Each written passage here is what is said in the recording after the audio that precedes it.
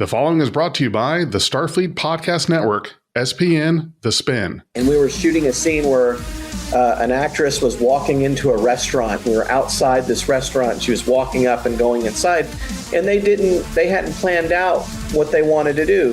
So we got something like 30 different angles of this actress walking up to the door and opening the door and walking in because they were so unconfident in what they were, do we need another angle? And we got 30 different angles. And at one point I said, the only thing we're missing is the doorknob's point of view. That was the next shot we got.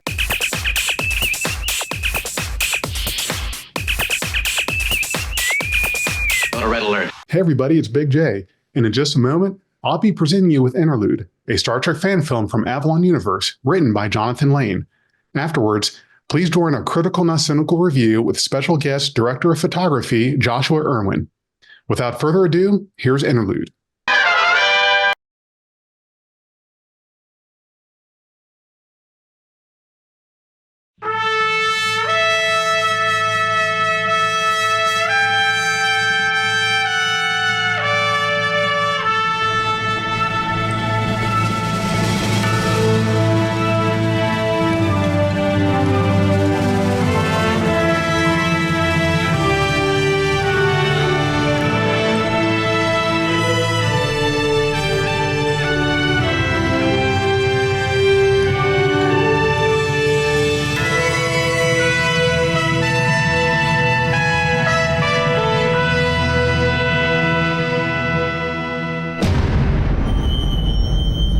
Stardate 2245.1. The D7 enters the war.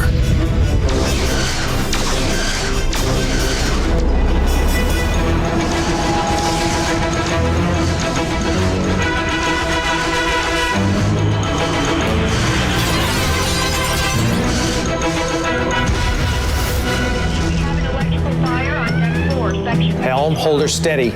We need some distance between us and those battle cruisers. I'm trying, sir. Those monsters are fast.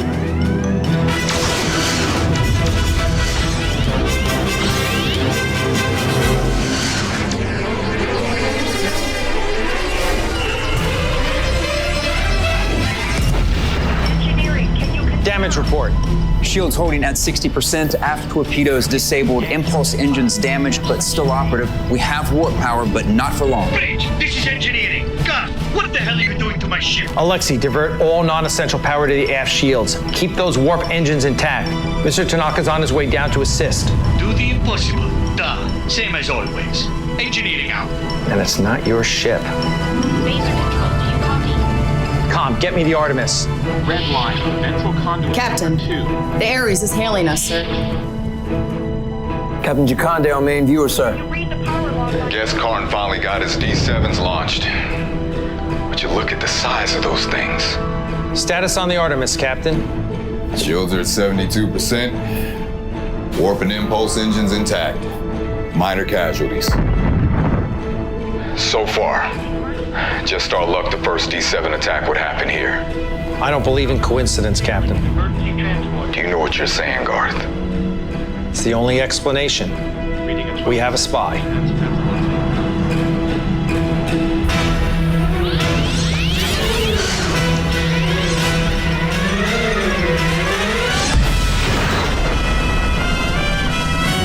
Jakande, Kane, status on comms. Communications relay overload, Captain. I'm rerouting now. Just give me a minute. Franklin, damage report. Hull breach on deck 6. Emergency bulkheads in place. Phaser banks 3 and 4 damaged. Auxiliary control circuits temporarily disabled. Casualties. Go ahead, Doctor. Captain, I have Ramirez in sickbay. He's been hit. He's in critical condition. I need to operate, but I can't while the ship is being blasted apart. Understood. The ship gets blasted apart. It's not going to matter. Kane, I need comms now. Thanks for calling me back. I thought you'd hung up on me. Ramirez is in sickbay. He's critical. Get out of here, Garth, now. We'll handle this. Jump to war with us. With any luck, we can both make it back to the fleet. No. Those D7s are faster than us. Starfleet can afford to lose both our ships plus Ramirez. We'll handle the battle cruisers. Helm, come about. Chakande, no. We'll beam Ramirez to you. We can lower our ventral shield just long enough to get... Captain, we've just taken heavy damage to the ventral power conduits. It's knocked out the transporters. Damn it. Chakande, can you beam Ramirez? Our transporters are out too. Garth, this is the only way. You've got to get Ramirez out of here now. Engineering, slow to 1/4 impulse, start venting warp plasma. We've got to make it seem like we've been crippled. Yes, Captain. And Commander, be prepared to shut down antimatter containment. On my mark. But Captain, that'll destroy the ship. I know.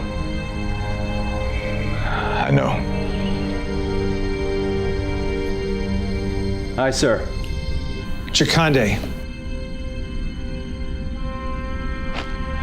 It's been an honor serving with you, Captain Garth. Now get the hell out of here. The honor is ours, Artemis.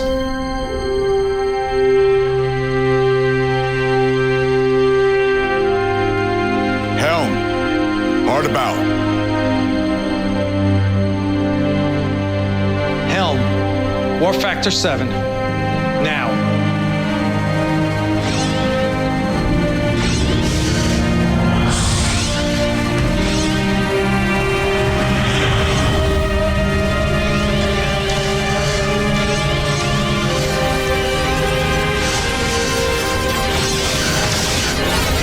Engineering, shut down antimatter containment unit now.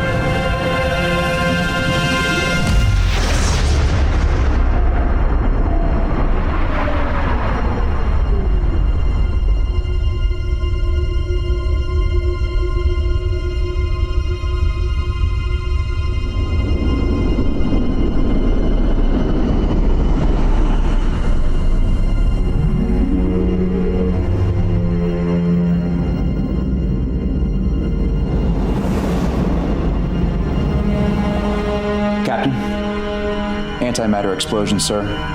Artemis is gone. The Klingon ships are no longer pursuing us. Mr. DeVille, get us back to Earth. Best speed.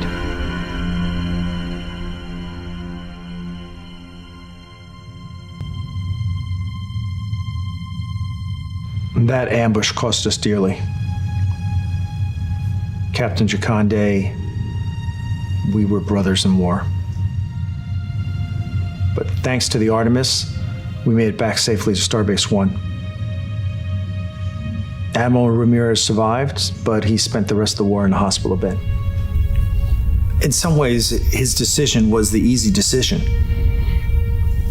Because when you're in the middle of a battle like that, you're not running through your head the calculations of the hundreds of people that are going to die or the thousands of people back home who that affects. His sacrifice was so pure because all he was thinking about was the mission. It was the Federation. It was winning. He knew what had to happen, and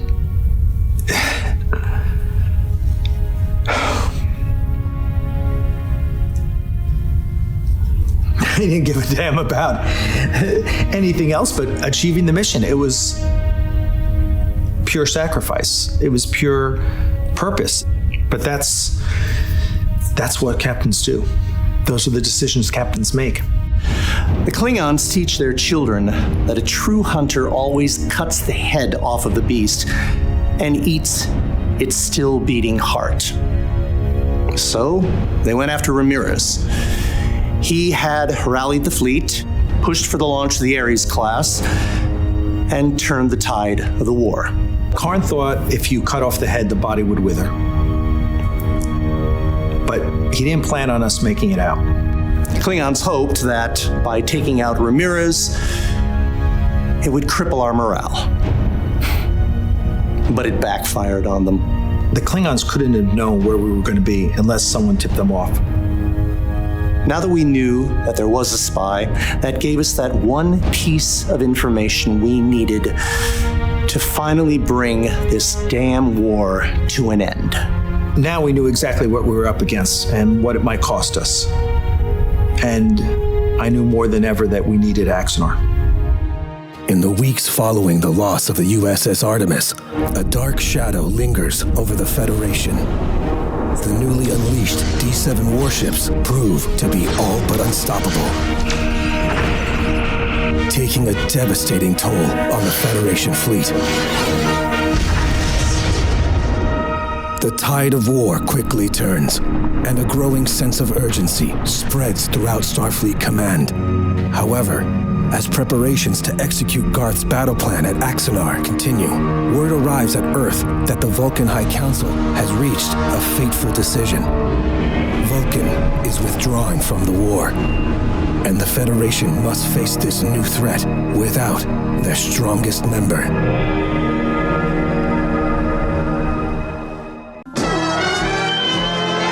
Welcome back to Critical-not-Cynical.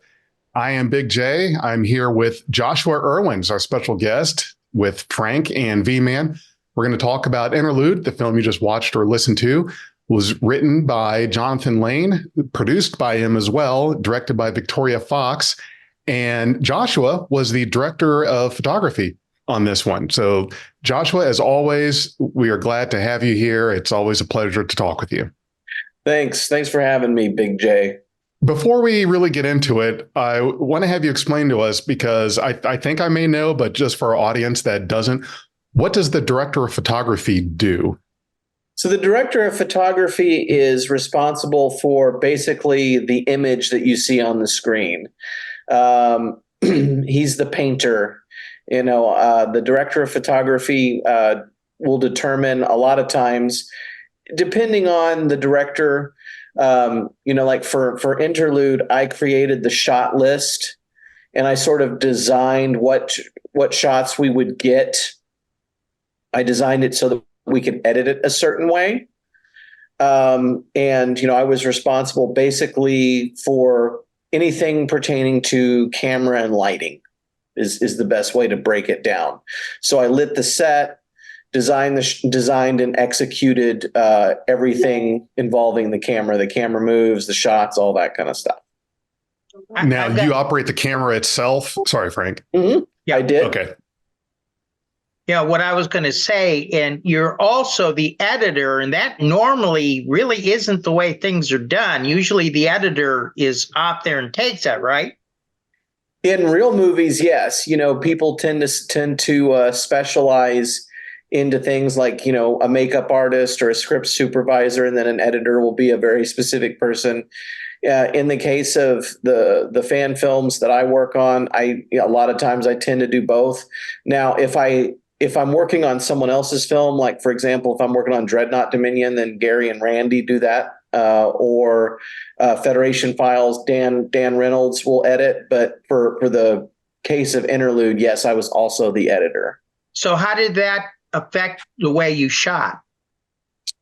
Well, I had a very solid idea in mind about how the whole thing would flow. And so I had the edit in mind when I created the shot list. And then when we were taking the shots, I positioned the camera and took specific shots knowing what I was going to use them for. Like, for example, we had a lot of shots that were, your typical narrative film shots, a wide shot, a close-up, a medium close-up, a dolly here or there. And then we had visual effects plates. Like, so when you're showing someone on the view screen, like you see Jaconde talking to Garth on the view screen, you frame up Warren Hawk dead center and have him look into the camera. If you were doing a narrative storytelling shot, you would have him look off of the camera. You'd never want the actor to look at the camera. But since it's, a comm box, so to speak, we set up the camera in a way that was directly in front of him, like he's looking into the view screen, and had him look right into the camera. And that's what we put in the view screen. So you design certain shots to be used in certain ways with the edit. It's essentially you're shooting with the edit in mind. And it's a process. It's a chain of process. So it's like you create the shot list in pre-production, execute that while you're shooting the film, and it makes editing so much easier when you sort of film with a purpose. I worked with a filmmaker once, and we were shooting a scene where an actress was walking into a restaurant. We were outside this restaurant. She was walking up and going inside, and they hadn't planned out what they wanted to do. So we got something like 30 different angles of this actress walking up to the door and opening the door and walking in, because they were so unconfident in what they were, oh, do we need another angle? And we got 30 different angles. And at one point I said, like, the only thing we're missing is the doorknob's point of view. That was like the next shot we got. So, I don't roll that way. You waste everyone's time. And so I'm very purposeful in how I shoot something. Well, you talk about shooting in like combox angle. I've heard all the greats shoot like that angle. And, I think that's very smart filmmaking, Josh, shooting combox. Oh, yeah. All the greats. We're not talking about you, right, Jerry? He's always going to find a way to make it about him, isn't he? Yeah, really, for real. I was actually trying to get some real information from you, Josh. Well, and we were, Frank, you and I were talking about this with Romulan Ailes, right? That sometimes setting up a bunch of cameras and spraying down a room isn't the best way to go. It's better to kind of think of the edit in your head.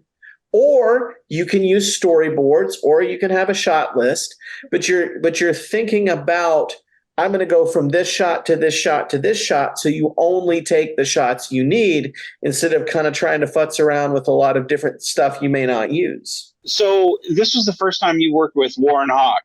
And what was that process like? Like, how did you go out to find, was it something specific you were looking for with him, or was it just happen chance of the actor that you had to stumble across, or what exactly made you call out for the character of Chakande?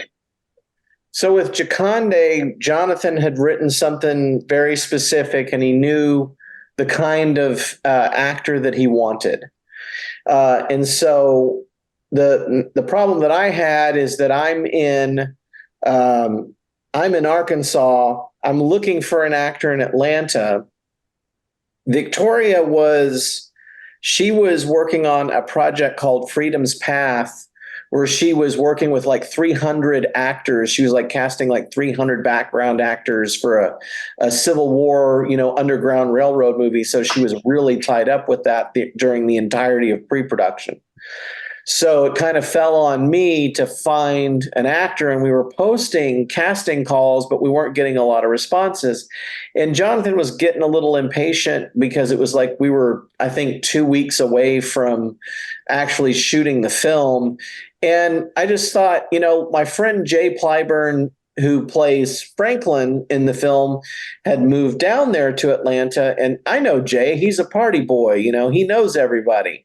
And so I figured, maybe I'll just call Jay and he'll have a good idea on who I should speak to. And I got Jay on the phone and I described what I needed, a large and in charge African-American guy with a smooth, sexy voice. And the first words out of his mouth were Warren Hawk. Yeah, Jefferson wasn't available then. You guys didn't know me yet. Otherwise, I'd have been there, been right on the spot. So he gives me Warren's contact information, and I called him and talked to him, and he indeed, if you've ever been around Warren, oh yeah, he's got that smooth, sexy voice. And so he really wanted to do it because his name is Hawk. So he's a big fan of Avery Brooks from the TV series A Man Called Hawk. And he was a Star Trek fan, and of course a fan of Captain Sisko. And so it was like a match made in heaven, a dream come true for him. And so I said, hey, take your phone. And I sent him a script side, record, yourself doing these lines on your phone and send that to me. He did that and sent it to me. I forwarded it to Victoria. We talked about it for 10 minutes, and I called him the next day and said, yeah, come meet us at the studio on this date. And he showed up, and the rest is history, as they say. I've got a question going back a little bit to how you're describing the role of the director of photography and the editor. To me, as layman, it sounds like shooting for a film is a lot smoother when your director of photography and your editor are the same person. But it sounds like that's hardly ever the case, or that's not a normal thing.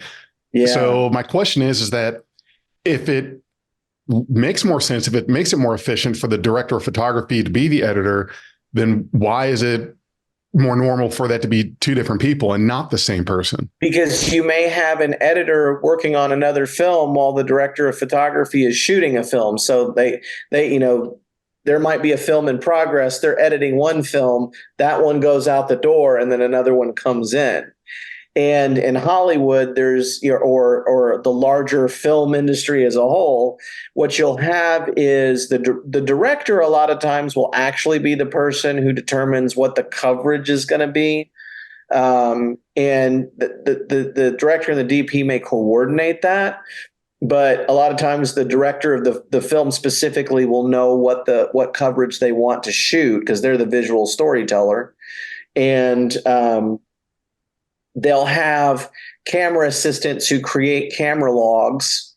And so they okay, on this card, this is what we shot. There'll be a digital station where that stuff will be put on hard drives. Then it will be taken to assistant editors that will log that footage and feed it into the editing software. And you'll have everybody from the director to maybe somebody from the studio to assistant editors, and people will review the dailies, as they're called, any footage shot on a day, and go through it and go, okay, this is what we've got, make notes. And the director will have a lot of say on how the film gets cut. And so, being purposeful in how you shoot is a coordinated process on a bigger production.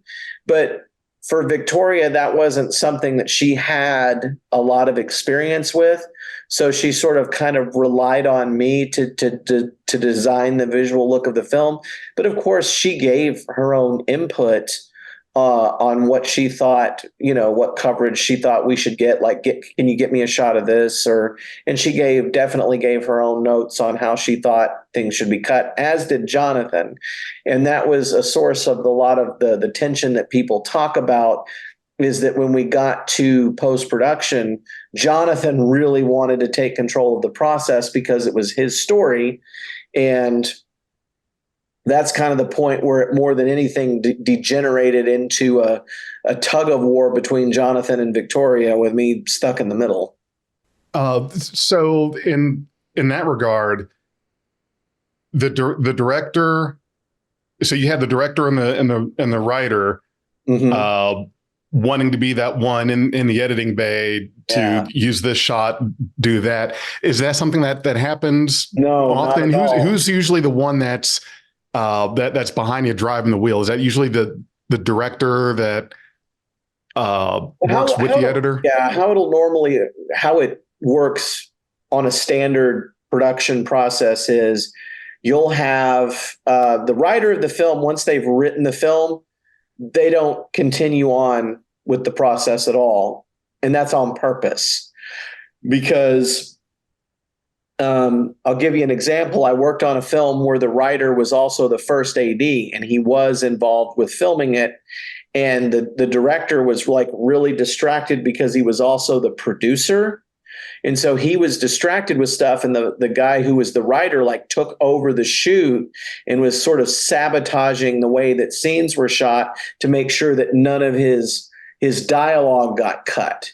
And then he was telling the actors how to perform the parts and stuff. And it was, you can't have the writer on the set, because then the writer's going to be like, but this is how I thought we should do it. And that's just another person to argue with people. And that's why you don't have that person in the process. Most of the time, once the script is handed off to the director is responsible for getting it done. Now, you may have a chain process where the editor does a cut, the director gives notes, the editor revises, and then it may eventually go to an executive producer or a person at the studio who will look at it and give whatever limited notes they have. See, but no, it's not normal. But Jonathan was also the executive producer, and he was also the one driving the process. So he made the decision to be more involved with the edit than the executive producer would normally be. Well, they always say that there's several different versions of a movie. There's the one that you have in your head that you think up. There's the one that you write that gets changed from what you think up. There's the one that you shoot that actually gets changed from the one that you wrote, the one that got thought up.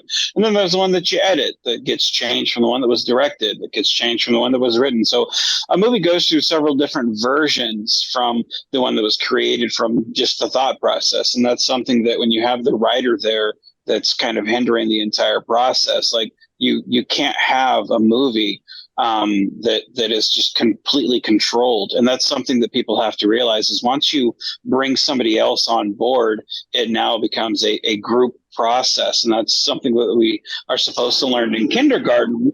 Is, that sharing is caring, and, we have to share that. It is a creative process making a film.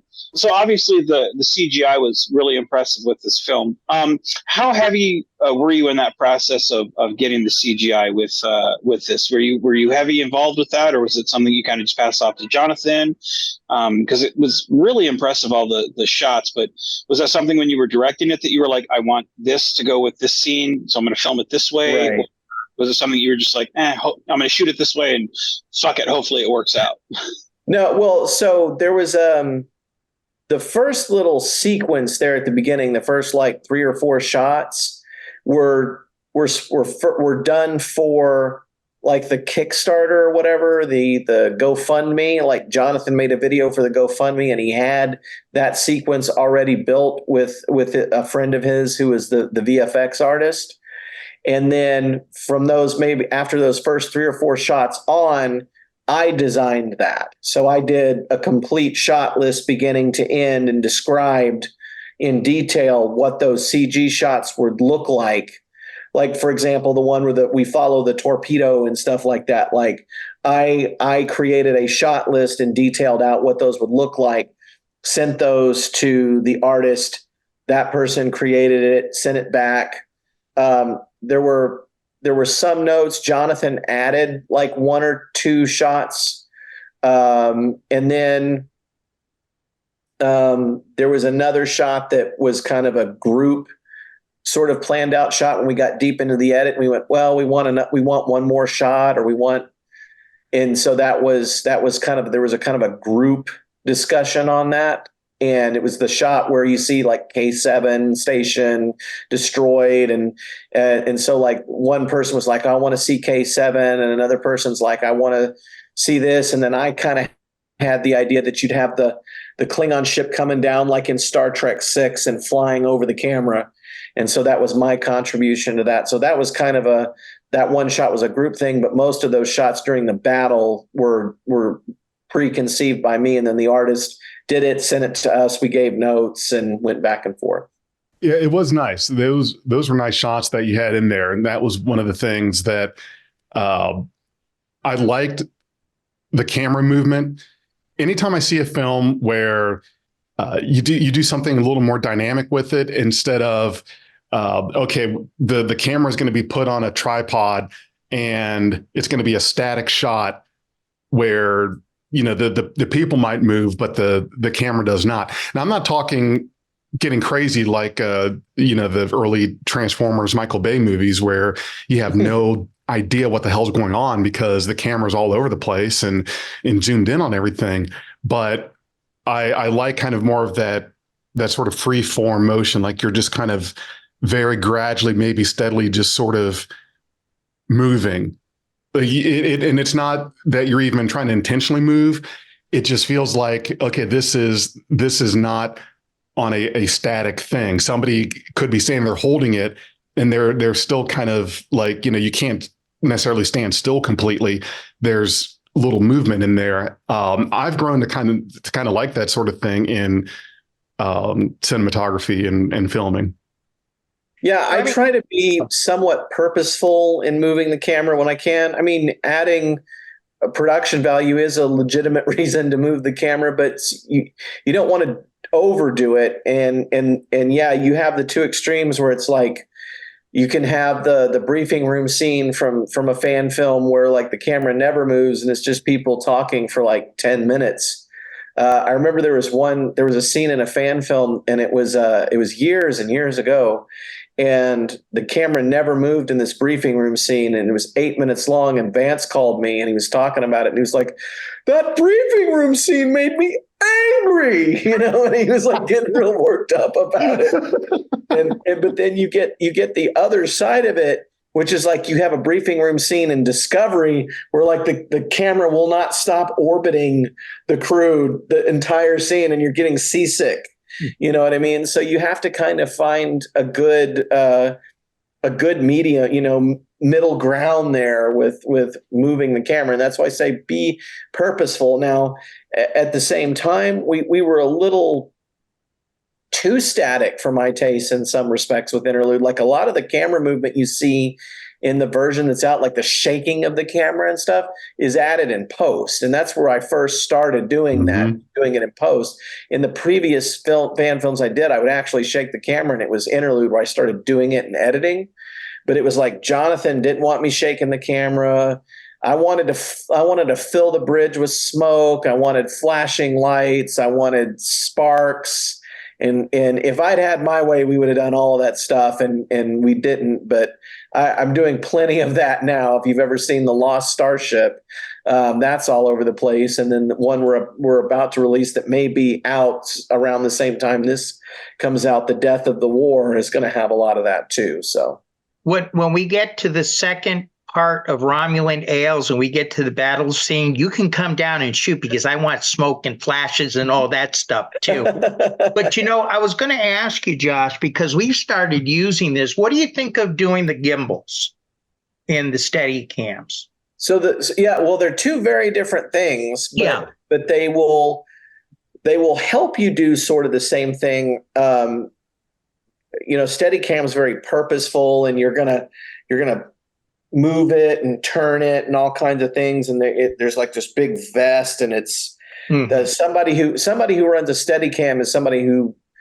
has done it for a very long time and has practiced with it. It's not a skill you can pick up right away. How I'm going to use a gimbal would be like two characters are walking down a really long corridor talking.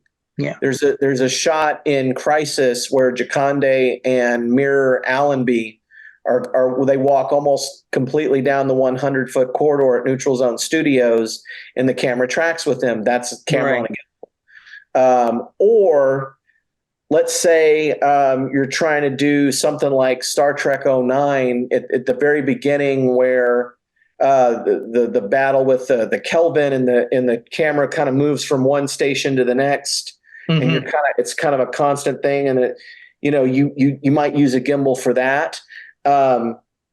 Again, that's a thing that you're going to design. You're going to say it has a beginning, middle, and an end. It starts here, it covers this action or this dialogue, and it ends there. You don't kind of surf with it.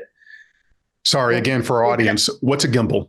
Oh. So a gimbal with a camera it's going to be an apparatus that has motors, and like if you were to just walk around with your camera, it'd be real shaky. Like say you just like were walking around somewhere, it would bounce up and down while you're walking. And when you put it on the gimbal is like a gyro stabilized kind of deal where it holds the camera steady so that while you're moving, it's smooth. Okay. And I have the difference between Josh using a gimbal and not using a gimbal is his is very smooth and it flows.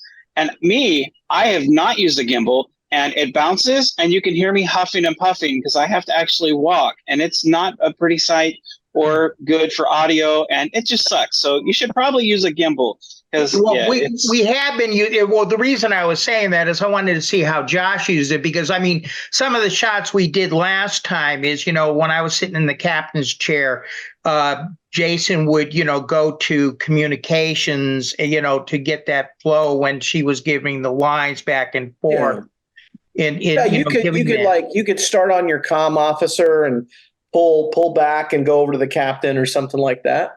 And they make gimbals for cameras. They make them for phones. Yeah, and that's what we've been using. Of course, we use, as you well know, the advanced method of photography for Crossroads. Yeah. Yeah, which you go. No. Heavy breathing in the background, walking, wheezing. No. My sound, I run it through this AI that my friend and Josh found, Adobe online, and everything I do now, I run through that program. Hey, I like my fan films to sound like they're on Pornhub. Okay, so I've been trying to get the cage fixed. I'm having trouble getting all the wind out. Van's like, fucking, I'm doing static shots from now on. Oh, shoot. So all total, I know this is a pretty long movie that was in post for quite a while. It was what, a year and a half, 2 years that you spent making this movie, Josh?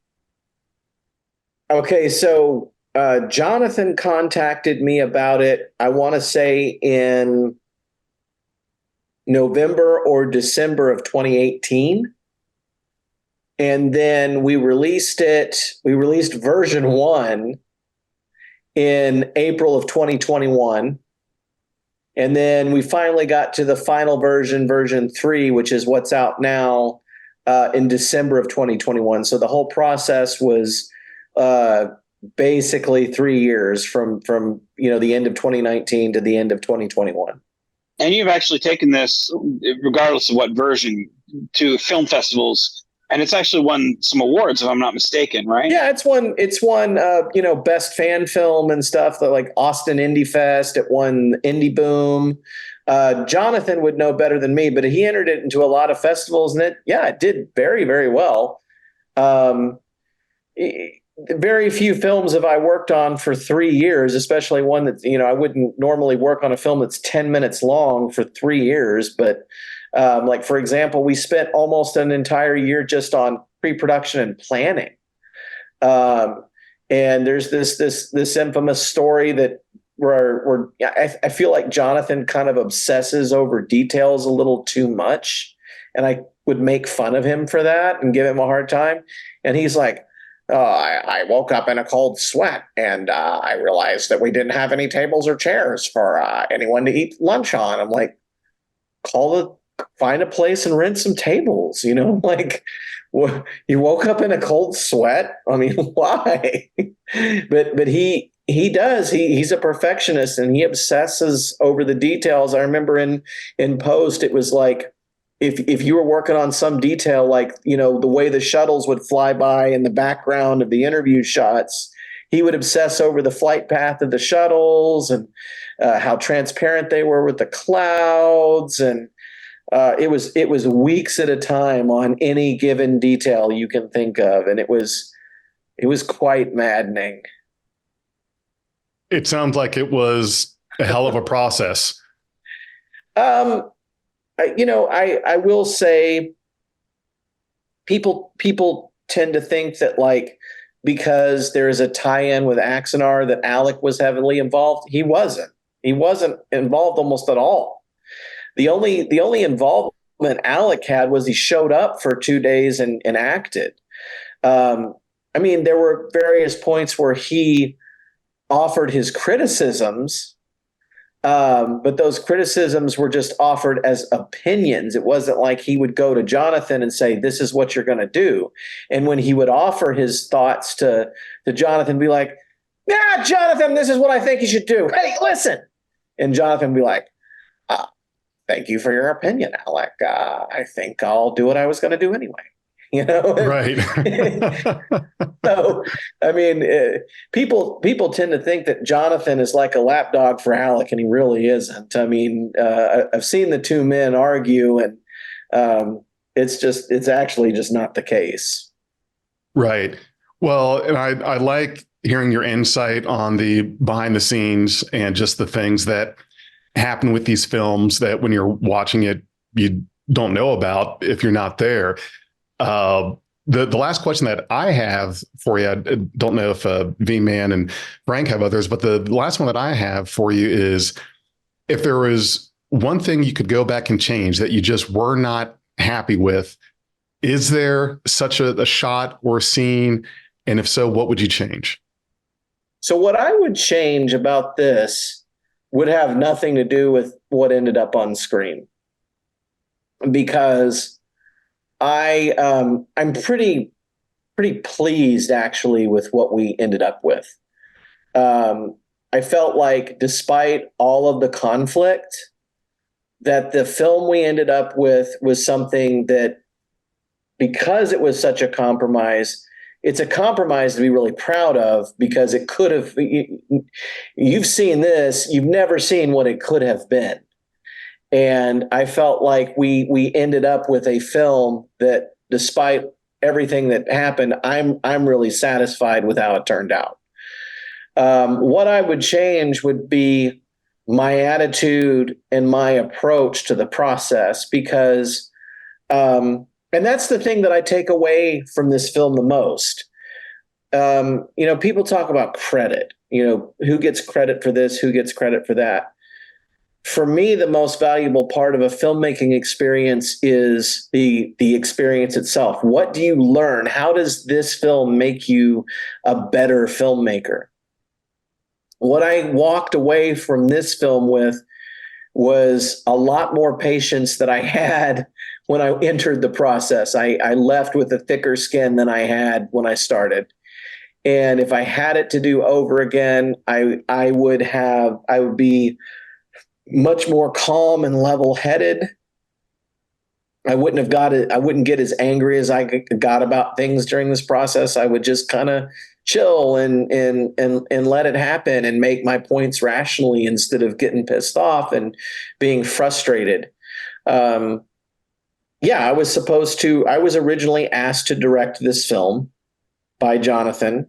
And then there came a point where, when he learned that Victoria helped me co-direct Avalon Lost, he was like, "Oh, well, maybe you can co-direct Interlude as well." And what he's going to say when he sees this is, "Your impression of me really isn't very good." I think it's great. But so he kept asking. This episode recording is going to start a fist fight. I just know it. So he says, "Do you want her to be involved?" And I was really uncomfortable with the notion. I really was, for a variety of reasons. One of the most important skill sets you can develop as a filmmaker is to take somebody else's story and make somebody else's story and interpret it. That's something that you will do in real film. And so I wanted the opportunity to do that. And I knew that if she became involved, I would become more of what I ended up doing, which is the camera director of photography role, and she would end up directing actors and stuff. And I wanted the opportunity to direct the actors. Secondly, I didn't want to bring her on to another fan film project, because I was worried she would become burnt out on fan films. And I didn't need that. I needed her to focus on what we were doing. And then finally, I didn't want there to be some kind of weird conflict between her and I. And all of that materialized because she came on board. And so he would ask me about it, and I would get kind of nervous and say, "I really don't know about this, Jonathan." And then finally, he just called her one day. They talked without me there, then called me, and I was kind of put on the spot, and I had to be like, "Okay, I guess I'm going to agree to this." And I went through the entire process of making this movie frustrated about that. And it reflected far too much into my, failing in this process. And so if I could do it over, when that question was posed to me, I would say, no, I'm not very comfortable with her being involved. And I would just stand up for myself and say, I'm not trying to be a jerk about this, but you offered me this opportunity. You don't offer someone an opportunity like that and then turn around and give it to someone else. And I would just be a little bit more firm in standing up for myself. And then secondly, if I found myself in that situation, I would try to handle it with a lot more grace than what I did. Third, the process of going and working hard and then having somebody come barrage you with notes. I wasn't very used to it back then, and that was really hard and frustrating to deal with. Now it's something I do all the time. Like I make, 7 TV commercials a week sometimes, and I might get 7 or 8 rounds of notes on something like that. That's a client. They don't care what you think. You make their TV commercial. And so I took the hard knocks that I got from this production and I used them to make me a better person and a better filmmaker. I wish I could have been that when we did it, but I needed that experience to help me down the road. That's excellent. Well said. Vance, Frank, you guys got anything? No, I'm good. I'm good. Good. Josh, thank you again for sitting down with us. Anytime we get a chance to talk with you, it's a pleasure. I love learning about all the behind the scenes stuff with filming and directing, photography, and all of that, because when you're talking, my ideas are in my head on different ways of doing different things, because one of these days I'm going to be shooting my own thing. And so, using you guys for inspiration. But thank you for joining us. Need help, let us know. Yeah, absolutely. It's a pleasure, and we'll certainly stay in touch. And I know we're going to have you on here again soon. Okay. Thank you. All right. So everyone's listening and watching, thank you for joining us, and live long and prosper. Live long and prosper. If you enjoyed this podcast, you can support us at patreon.com/BeyondTrek. We are Beyond Trek Podcast. Lower your inhibitions and surrender your ears. We will add inspirational and hilarious Trek content to your day.